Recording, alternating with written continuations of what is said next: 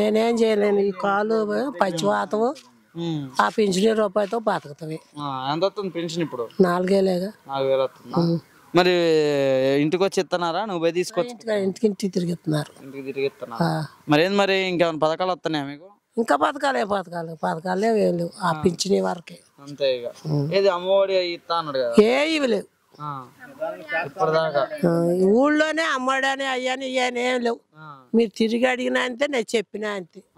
అమ్మఒడి కానీ ఏం లేవు. ఓకే. మరి ఇప్పుడు గ్యాస్ మొన్న ఏదో గ్యాస్ సిలిండర్లు ఇచ్చారంట, వచ్చినాయి మీకు? నేను తీసుకోవాలి, ఉందగా బండ అని తీసుకోలే.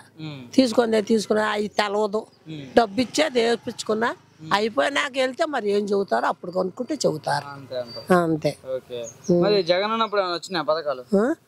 అప్పుడా 2 సంవత్సరాలు 3 సంవత్సరాలు 5500 జగన్ ధరగా పడ్డాయి.